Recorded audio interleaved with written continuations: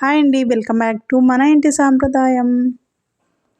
ఇవాళ వచ్చేసి నోట్లో వేసుకుంటే వెన్నెలా కరిగిపోయే చిన్న కారపూసని కరకరలాడుతూ రావాలంటే ఇలా తయారు చేసుకోండి.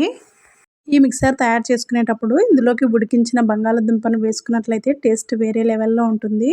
ఈ ఆలు మిక్సర్ని చాలా ఈజీగా ఎక్కువ ప్రాసెస్ లేకుండా ఎలా తయారు చేసుకోవాలో చూసేద్దాం.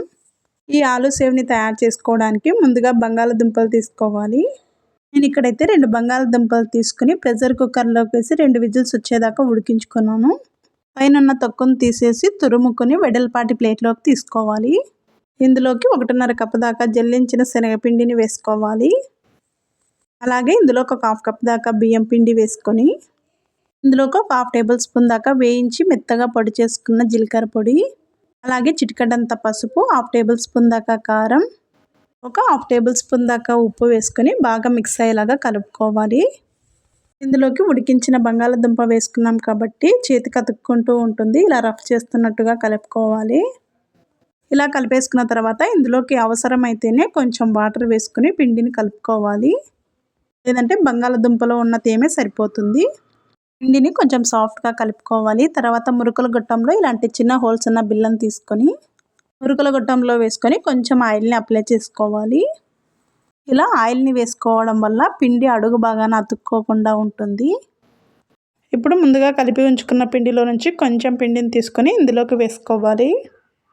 ఇక్కడ తీసుకున్న చిన్న కారపూస బిళ్ళ కాబట్టి మనం పిండిని కొంచెం సాఫ్ట్గా మెత్తగానే కలుపుకోవాలి, లేదంటే హోల్స్లో దిగదు. ఇలా వేసేసుకున్న తర్వాత మిగిలిన పిండి అంతా ఆరిపోకుండా మూత పెట్టి ఉంచుకొని డీప్ ఫ్రైకి సరిపడా ఆయిల్ పెట్టేసి ఆయిల్ని బాగా హీట్ చేసుకోవాలి. ఆయిల్ బాగా హీట్ అయిన తర్వాత అందులోకి మెల్లగా వేసుకోవాలి. ఆయిల్ మరీ తక్కువ హీట్గాను కాకుండా అలాగని ఎక్కువ హీట్గా కాకుండా మీడియం ఫ్లేమ్లో ఉంచుకోవాలి. వేసిన వెంటనే కదపకుండా ఒక 2-3 నిమిషాలు బాగా ఫ్రై చేసుకొని తర్వాత మరొక సైడ్ టర్న్ చేసుకోవాలి. కానీ మీడియం ఫ్లేమ్లో ఉంచుకొని మాత్రమే ఫ్రై చేసుకోవాలి. లో ఫ్లేమ్లో ఉంచుకున్నట్లయితే బాగా ఆయిల్ని పీల్చేస్తాయి.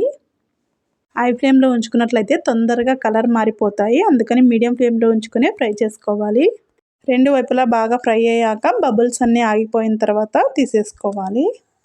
ఇలా తయారు చేసుకున్నట్లయితే చిన్న కారపూస ఎక్కువ ఆయిల్ కూడా పట్టదు. ఇలా 1 సెకండ్ పాటు ఉంచుకొని ఒక ప్లేట్లోకి తీసేసుకోవాలి. అలాగే మిగిలిన వాటిని కూడా ఇదే విధంగా తయారు చేసుకొని తీసుకోవాలి. ఇలా తయారు చేసుకొని ఒక డబ్బాలో స్టోర్ చేసుకున్నట్లయితే 1 వీక్ దాకా నిల్వ ఉంటాయి. ఈ వీడియో మీకు నచ్చినట్లయితే ఒక లైక్ చేయండి. అలాగే మరిన్ని రెసిపీస్ కోసం మన ఇంటి సాంప్రదాయం ఛానల్ని సబ్స్క్రైబ్ చేసుకొని పక్కనే ఉన్న బెల్ బటన్ని యాక్టివేట్ చేసుకోండి. Thank you for watching.